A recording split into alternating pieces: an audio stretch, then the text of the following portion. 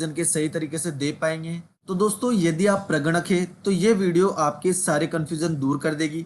आज की वीडियो में मैं आपको स्टेप बाय स्टेप समझाने वाला हूँ कि भवन नंबर और जनगणना मकान नंबर सही तरीके से कैसे देना है। आप सीखेंगे कि फील्ड में कैसे नंबरिंग देनी है और एचएलओ ऐप में उसी नंबर को सही तरीके से कैसे दर्ज करना है, ताकि दोनों में कोई मिसमैच ना हो और आपका पूरा सर्वे एक्यूरेट और बिना एरर के कंप्लीट हो जाए। क्योंकि अगर ये प्रोसेस आपने सही तरीके से सीख लिया तो जनगणना 2027 का काम आपके लिए बहुत आसान हो जाएगा। तो वीडियो को शुरू करने से पहले दोस्तों, चैनल पर आप नए हैं तो पहले चैनल को सब्सक्राइब कर लीजिए, बेल आइकन को प्रेस कर लीजिए ताकि इस प्रकार के लेटेस्ट अपडेट सीधे आपके मोबाइल तक पहुंच सके। वीडियो को स्टार्ट करते हैं। तो दोस्तों सबसे पहले मैं आप लोगों को ये बता देता हूँ कि आपको भवन नंबर कैसे देना है। तो पहले हम लोग चलते हैं फील्ड के अंदर और फील्ड में देखते हैं कि आपको किस प्रकार से नंबर देने हैं। कि दोस्तों एचएलओ ऐप में जब आप लॉगिन करेंगे तो पहला ही काम जो आपको करना होगा, as per DLF number of census houses यानी कि भवनों की संख्या और नंबर ऑफ बिल्डिंग्स यानी कि मकानों की संख्या। तो भवन संख्या और जनगणना मकान संख्या आपको दर्ज करनी होगी। उसके लिए पहले आपको फील्ड में जाना होगा, मकानों को और भवनों को नंबर देने होंगे। वो कैसे देने हैं वो मैं आपको बताता हूँ। जब आप फील्ड में जाएंगे तो इस प्रकार से मकान आपको नजर आएंगे। अब आपको पहले डिसाइड करना है कि पहला मकान नंबर आपको किसको देना है। उस मकान नंबर पर आपको पहुंच जाना है और उसके ऊपर आपको लिखना होगा। मकान के ऊपर या तो आप इस प्रकार से लिख सकते हैं CN1। एक तरीका तो ये हो गया आपके लिखने का। दूसरा, आप उस पर बॉक्स बनाकर इस प्रकार से एक लिख सकते हैं। एक तरीका ये हो गया। या फिर तीसरा तरीका दोस्तों आपका ये हो सकता है, जनगणना भवन नंबर 1। इस प्रकार से आपको भवन के ऊपर दर्ज करना होगा, मकान के ऊपर दर्ज करना होगा। सभी मकानों के ऊपर जो भी दिए गए हैं उनके ऊपर इस प्रकार से आपको दर्ज कर देना है। जनगणना भवन नंबर या फिर CN1 लिख सकते हैं या बॉक्स बनाकर एक आप लिख सकते हैं। इस प्रकार से आपको दर्ज करना होगा। इन तीनों में से जो तरीका आपको सुटेबल लगता है वो तरीका आप अपना सकते हैं। वैसे बेस्ट आपके लिए CN1 रहेगा, CN1 आप लिख सकते हैं। अब देखिए दोस्तों, फील्ड में आपको जाना होगा। जब आप नजरी नक्शा बनाएंगे तब आप जा सकते हैं, या अलग से भवन नंबर डालने आप जा सकते हैं। जैसे पहले मकान में आप जाते हैं इस वाले में, तो अब यहाँ पर आपको CN1 भवन नंबर आपको दर्ज करना होगा। वैसे CN1 हमने दर्ज कर दिया है। अब इस भवन में जनगणना मकान कितने हैं, तो सिंपल एक गेट है, एक खिड़की है, एक ही परिवार इसमें रहता है। तो कोष्ठक में आपको इसके आगे एक लिख देना है। इस प्रकार से CN1 भवन नंबर और नीचे कोष्ठक लगाकर एक आप लिख देंगे तो ये आपका मकान नंबर हो गया। तो भवन नंबर CN और मकान नंबर कोष्ठक में आपको इस प्रकार से लिख देना है। अब इसके बाद चलते हैं दोस्तों हम दूसरे मकान पर। देखिए दोस्तों, इस मकान में 2 दरवाजे आपको नजर आ रहे हैं, लेकिन इसमें फैमिली एक ही रहती है।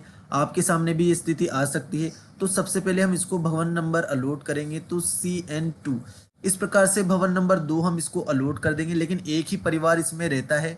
तो यहाँ पर कोष्ठक में हम एक लिख देंगे कि एक ही फैमिली इसमें निवास करती है। तो यहाँ पर जनगणना मकान हमारा एक हो जाएगा। भवन नंबर 2 हमने इसको अलॉट कर दिया है। इसके बाद हम चलते हैं दोस्तों तीसरे मकान में। ये फोटो जो आपको डिस्प्ले पर शो हो रहे हैं, इस प्रकार के मकान आपको दोस्तों फील्ड में शो होंगे, इसलिए फोटोज मैंने आपके उदाहरण के लिए दिखाए हैं।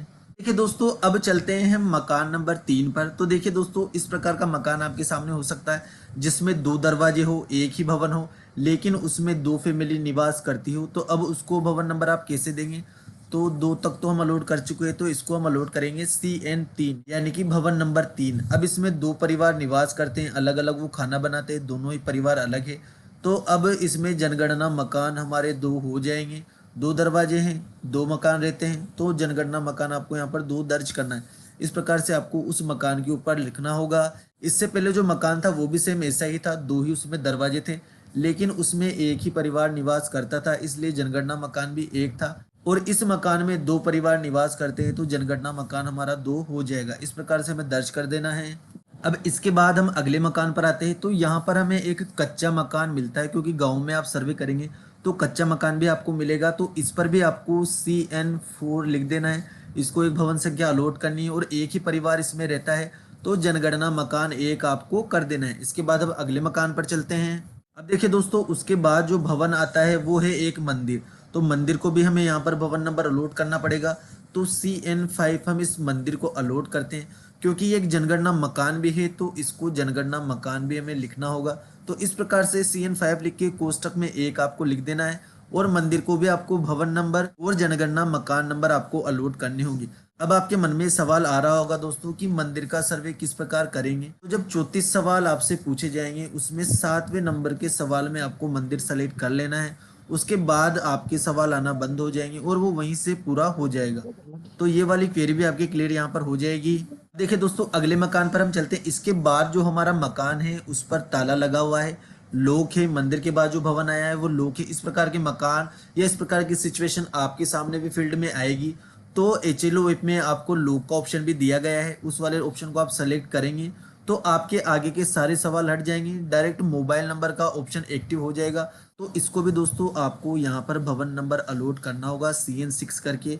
और क्योंकि इसमें एक फैमिली निवास करती है, एक दरवाजा, एक ही परिवार रहता है, तो जनगणना मकान नंबर 1 आपको यहाँ पर दर्ज करना है। अब इसके बाद हम आगे चलते हैं तो आगे हमारे सामने आ जाती है यहाँ पर स्कूल की बिल्डिंग। अब स्कूल की बिल्डिंग को भी आपको भवन नंबर अलॉट करना होगा। तो CN7 लिखकर आपको स्कूल की बिल्डिंग को भवन नंबर देना है और एक जनगणना मकान भी आपको इसको अलॉट करना होगा। तो इस प्रकार से स्कूल पर भी आपको भवन नंबर और जनगणना मकान लिख देना है। ये सर्वे आपको या तो नजरी नक्शा बनाने के दौरान कर लेना है या फिर फील्ड में जाना है। सभी को मकान नंबर और भवन नंबर अलॉट करने हैं। आप एचएलओ ऐप में जब कार्य करेंगे तो आपको कोई प्रॉब्लम नहीं आएगी दोस्तों। अब इसके बाद आता है दोस्तों हमारा अगला पंचायत भवन। सर्वे के दौरान स्कूल के बाद पंचायत भवन डायरेक्ट आ जाता है। इस प्रकार की सिचुएशन आपके सामने भी होगी दोस्तों। एक लाइन से आप सर्वे कर रहे हैं तो इसको भी आपको भवन नंबर अलॉट करना है। CN8 आपको इसको दे देना है क्योंकि ये एक जनगणना मकान भी है। तो यहाँ पर एक नंबर भी आपको कोष्टक में अलॉट कर देना है। उसके बाद अगले मकान पर हम चलते हैं। अब देखिए दोस्तों, इस वाले भवन को आप अच्छे से समझ लीजिए। इसमें आपको देखिए 1 दरवाजा, 2 दरवाजा, 3 दरवाजा, यानी कि 3 भवन यहाँ पर बने हुए हैं। तो आपको यहाँ पर तीनों को अलग अलग भवन नंबर देने होंगे। जैसे पहले को हमने CN9 दे दिया, दूसरे को हमें CN10 देना होगा और तीसरे को हमें CN11 देना होगा। और क्योंकि ये एक एक जनगणना मकान भी है तो कोष्टक में इनके नीचे एक एक जनगणना मकान भी हमें लिखना होगा। इस प्रकार आपको भवन संख्या और मकान नंबर इनको अलॉट करने हैं। अब देखिए दोस्तों, इस वाले मकान को आप देखिए, अगला जो आता है इसके ऊपर एक बिल्डिंग और बनी हुई है लेकिन एक ही फैमिली इसमें निवास करती है। तो इस वाले मकान को हम देंगे भवन नंबर 13। और क्योंकि एक ही फैमिली इसमें निवास करती है तो जनगणना मकान नंबर 1 हो जाएगा। अब इसके पास देखिए दोस्तों, एक बिल्डिंग तो ये हो जाती है, दूसरी बिल्डिंग ये हो जाती है और तीसरी बिल्डिंग ये हो जाती है। 3 मंजिला ये इमारत है लेकिन इसमें तीनों में अलग अलग फैमिली निवास करती है। तीनों अलग अलग खाना बनाते हैं, तीनों की सीढ़ियां भी अलग अलग बनी हुई है, अलग रास्ते हैं। तो भवन तो ये एक ही रहेगा लेकिन जनगणना मकान आपके यहाँ पर 3 हो जाएंगे। तो जनगणना भवन नंबर हम इसको देते हैं 14 लेकिन कोष्टक में आपको यहाँ पर जनगणना मकान 3 लिखने होंगे क्योंकि 3 परिवार इसमें निवास करते हैं। तो 3 जनगणना परिवार ये यहाँ पर हो जाएंगे। अब इसके बाद हम आगे चलते हैं तो देखते हैं कि हमारा जो मकान आया है वो एक फ्लैट है जिसमें एक के ऊपर एक बिल्डिंग्स बनी हुई है लेकिन इन सभी फ्लैट्स में अलग अलग परिवार निवास करते हैं। तो अब आप यहाँ पर काउंट करेंगे कि कितनी फैमिली निवास करती है। तो 1 2 3 4 5 6, 6 फैमिली यहाँ पर निवास करती है। तो 14 हमारा यहाँ पर हो गया था। तो CN15 मकान नंबर 15 में इसको अलॉट करेंगे और कोष्टक में यहाँ पर 6 हम लिख देंगे कि 6 फैमिली इसमें निवास करती है। जनगणना मकान हो गए 6 और भवन नंबर 15 ये हमारा यहाँ पर हो जाता है। अब इसके बाद दोस्तों हम आते हैं अगले मकान पर। अब आप यहाँ पर देखेंगे तो 2 दरवाजे इसमें बने हुए हैं और 2 दरवाजे इसमें बने हुए हैं। बिल्डिंग तो पूरी एक है, भवन तो एक है लेकिन 4 दरवाजे इसमें बने हुए हैं। 2 परिवार इसमें निवास करते हैं। एक परिवार का ये मकान है, एक परिवार का इसका ये मकान है। तो भवन नंबर आपको इसको एक ही अलॉट करना है। CN16 हम इसको अलॉट कर देते हैं और मकान संख्या इसमें 2 हो जाएंगे क्योंकि 2 परिवार निवास करते हैं। तो कोष्टक में आपको 2 यहाँ पर लिख देना है। तो CN16 लिखकर 2 कोष्टक में लिख देना है। चाहे इसके 4 दरवाजे हैं लेकिन 2 ही परिवार इसमें निवास करते हैं तो जनगणना मकान नंबर 2 यहाँ पर आएगा। अब इसके बाद दोस्तों इस प्रकार का उदाहरण आपको देखने को मिलेगा। एक ही परिसर में 4 बिल्डिंगें बनी हुई हैं। ये आवास के लिए बना हुआ है, ये किचन है, ये दुकान या ऑफिस हो सकती है और एक पशुओं को बांधने के लिए बाड़ा जिस पर छत डली हुई है, गेट है, 4 दीवारी हो रखी है, इस प्रकार का बना हुआ है। तो इसको आपको किस प्रकार से मकान नंबर देने हैं। देखिए दोस्तों, ये पूरा एक ही परिसर में बना हुआ है तो भवन नंबर तो आपको इसको एक ही देना है, यानी कि CN17 आपको इसको दे देना है। एक ही भवन नंबर आएगा। लेकिन अब देखिए दोस्तों, इस आवास के लिए ही किचन का इस्तेमाल हो रहा है तो ये एक जनगणना मकान हो गया। ये ऑफिस या दुकान बनी हुई है तो इसको आपको अलग से जनगणना मकान देना होगा। पशुशाला है, पशुओं को बांधने के लिए कमरा बना हुआ है या कुछ चार दीवारी बनी हुई है तो इसको आपको अलग से मकान नंबर देना होगा। तो कुल मिलाकर यहाँ पर 3 मकान नंबर हो जाते हैं। तो जनगणना मकान संख्या हो गई 3 और भवन संख्या आपकी हो गई 17। इस प्रकार के उदाहरण भी आपको फील्ड में देखने को मिलेंगे तो आपको बिल्कुल कंफ्यूज नहीं होना है। सबको अलग अलग जनगणना मकान आपको इस प्रकार से अलॉट करने हैं। अब हमारा अगला जो मकान आता है, देखिए दोस्तों, एक परिसर पूरा बना हुआ है। इसमें एक मकान यहाँ पर बना हुआ है और एक कमरा अलग से बना हुआ है नौकर के लिए। अब ऐसी स्थिति में भवन नंबर तो आप 1 अलॉट कर देंगे क्योंकि एक ही चार दीवारी में बना हुआ है। तो भवन नंबर हमने 18 अलॉट कर दिया है। अब सिचुएशन ये आती है कि नौकर यदि इसी परिवार के साथ खाना खाता है, अलग से खाना नहीं बनाता है, देन ये पूरा एक जनगणना मकान होगा। और दूसरी सिचुएशन में नौकर अपना खाना अलग बनाता है तो अलग मकान नंबर आपको नौकर को भी अलॉट करना होगा। तो 2 जनगणना मकान आपके यहाँ पर हो जाएंगे। और साथ में ही खाना पकाता है, घर का काम संभालता है, तो एक जनगणना मकान नंबर आपको अलॉट करना है। तो दोस्तों, इस प्रकार से सभी भवनों को और मकानों को आपको नंबर अलॉट करने हैं। अब उसके बाद एचएलओ ऐप पर हम किस प्रकार इसको दर्ज करेंगे वो प्रोसेस मैं आपको बता देता हूँ। देखिए दोस्तों, जैसे एचएलओ ऐप को आप ओपन करेंगे इस प्रकार की जानकारी आपको यहाँ पर मिलेगी। उसके बाद नजरी नक्शे के अनुसार भवनों की अपेक्षित संख्या आपको यहाँ पर दर्ज करनी है। तो अपेक्षित संख्या आपको यहाँ पर दर्ज ना करके एक्यूरेट ही संख्या आपको यहाँ पर दर्ज करनी है। अनुमानित संख्या आप भरेंगे तो जनगणना आपकी सही नहीं हो पाएगी।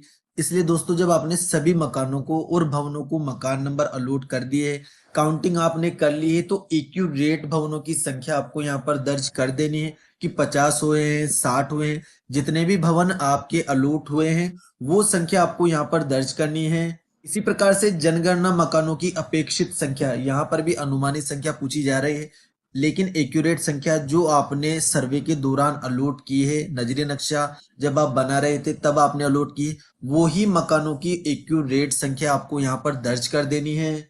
इससे होगा ये दोस्तों, जितने भी भवन और मकान आपने अलॉट किए हैं, जब एचएलओ ऐप के माध्यम से आप सर्वे करने जाएंगे तो कोई कंफ्यूजन आपको नहीं होगा। एक के बाद एक आप भवन संख्या और जनगणना मकान अलॉट करते जाएंगे। कोई भी प्रॉब्लम आपको एचएलओ ऐप पर जब आप जनगणना करेंगे तो नहीं आएगी, क्योंकि सबसे ज्यादा प्रॉब्लम जनगणना भवन और मकान अलॉट करने में ही आती है। बहुत सी बार मकान नंबर में कंफ्यूजन हो जाता है, भवन नंबर में कंफ्यूजन हो जाता है, दूसरे मकान को ही सेम मकान नंबर और सेम जनगणना भवन नंबर अलॉट कर देते हैं, जिससे हमारे सामने बहुत बड़ी समस्या खड़ी हो जाती है। इसके बाद अगला ऑप्शन हमारे सामने आता है लाइन क्रमांक, यहाँ पर हमारी लिखी हुई है भवन नंबर दर्ज करें या चुने। तो जिस मकान पर आप जा रहे हैं, जैसे इस मकान पर आप गए हैं, इस भवन नंबर को आपने CN1 दिया था तो भवन नंबर 1 ही आपको इसको अलॉट कर देना है। भवन नंबर दर्ज करें में CN1 आपको इसको लिख देना है। इसके बाद नीचे आप देखेंगे तो जनगणना मकान नंबर का ऑप्शन दिया गया है। अब दोहराए और नया, 2 ऑप्शन यहाँ पर दिए गए हैं। तो सबसे पहले आपको नया पर क्लिक करना है। जैसे आप नया पर क्लिक करेंगे, देख लीजिए 001 इस प्रकार से मकान नंबर अलॉट हो जाएगा। फिर उसके बाद दूसरे भवन पर जाएंगे तो इसी प्रकार से आपको CN2 दर्ज करना है और नया पर आपको क्लिक करना है तो 002 यहाँ पर अलॉट हो जाएगा। फिर इसी प्रकार से 003 अलॉट हो जाएगा। भवन नंबर सेम आता है तो दोहराए वाले बटन पर क्लिक करके सेम भवन नंबर आप दे सकते हैं। मकान नंबर अलॉट करने के लिए फिर से आपको नए वाले ऑप्शन पर क्लिक करना है तो अगला मकान नंबर वो अलॉट कर देगा।